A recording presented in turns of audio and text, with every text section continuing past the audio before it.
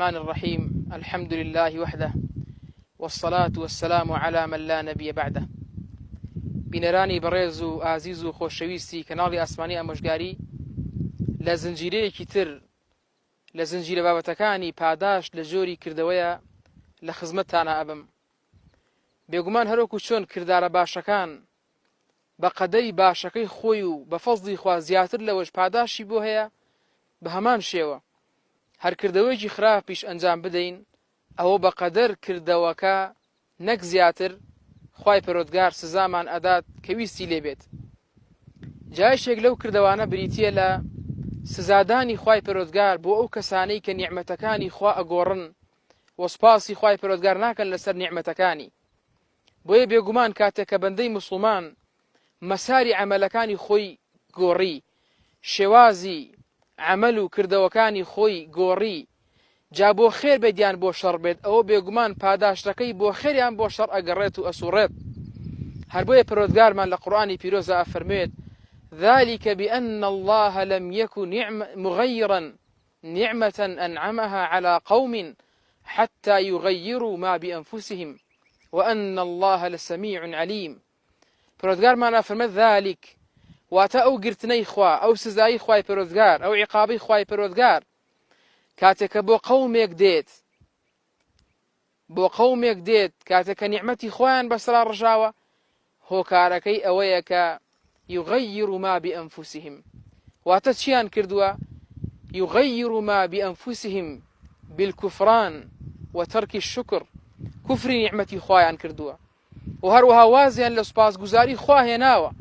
بۆیە خوای پەروەردگاریش ئەو نیعمەتەی کە کردێتی بەسەریانە لێیان وەرئەگرێتەوە و بێگومان خوای پەروەردگار ئەبیستێت و هەروەها عیلمی تەواوی هەیە، ئاگای لێمانە چاک ئەنجام بدەینیان خراپ، و پاداش و سزای خوای پەروەردگاریش بەپێی عەمەلەکانی خۆمان گۆڕانکاری بەسەرایەت.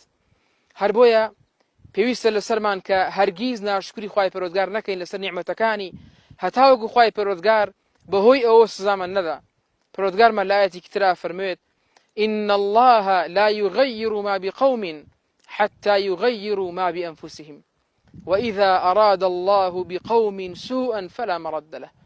پەروەردگارمان فەرمووێت بەڕاستی پەروەردگاری ئێوە هیچ قەومێک ناگۆڕێت، خوای پەروەردگار نیعمەتیان لێوەرناگرێتەوە حتى يغيروا ما بأنفسهم، هەتاوەکو بۆ خۆیان وانەکەن کە خوا لێیان وەرگێتەوە بەهۆی مەعسیەتەوە، بەهۆی کردەوەکردن بە ناشەرعیەکانەوە، بە محەڕەماتەوە، بەهۆی سنوور بەزاندنی خوای پەروەردگارەوە.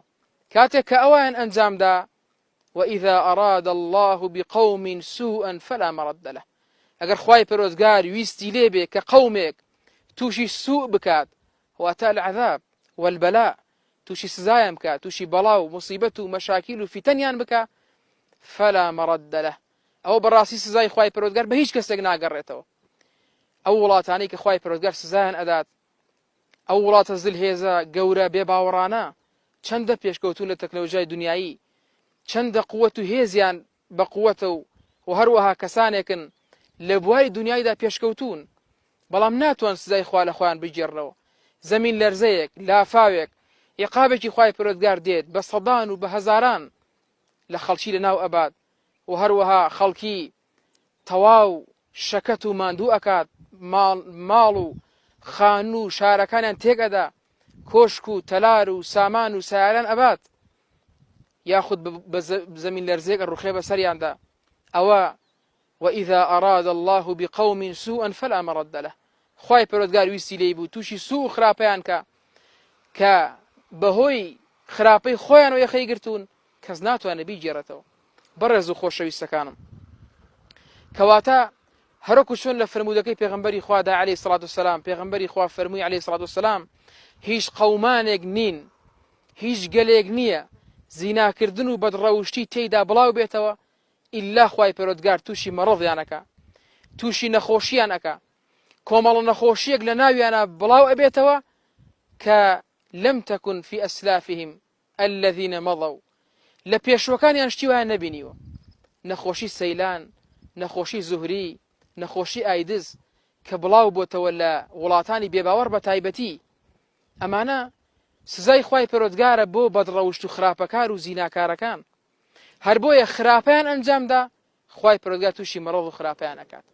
و هەروەها فەرمووی عەلەیهی سەڵات وسەلام هیچ قەومێک نییە مەنعی زەکات بکەن زەکاتی ماڵیان دەرنەکەن ئیلا خوای پەروەردگار منع القطر من السماء لە ئاسمانەوە بارانیان لێ ئەگرێتەوە خراپەیان ئەنجامدا بەهۆی ئەو بارانەوە کە باری ئەو دانەوێڵە کە پێگەیشت ئەو میوەهاتەی بەرهەم هات پارە دەست من و تۆ کەوت بەهۆیەوە بەڵام لە میوەهاتەکە لە دانەوێڵەکە لە پارە و ماڵ و سامانەکە حەقی خوامان دەرنەکرد زەکاتمان نەدا ئەو کاتە خوای پەروەردگار ئەو بارانە ئەگرێتەوە کە بوو بە هۆکاری ئەو ڕزقە ئەو بارانە ئەگرێتەوە کەواتە پاداشت لە جۆری کردەوەیە سزایش لە جۆری کردەوەیە بە هەمان شێوە پێغەمبەری خوا عەلەیهی سەڵات وسەلام فەرمووی هیچ قەوم و گەلێک نییە کە تەرازوبازی فێڵکردن و خیانەت لە کردن و فرۆشتن لە ناویان بڵاو بێتەوە ئیلا خوای پەروەردگار سوڵتان و دەسەڵاتداری ستەمکار زاڵ ئەکا بەسەریانە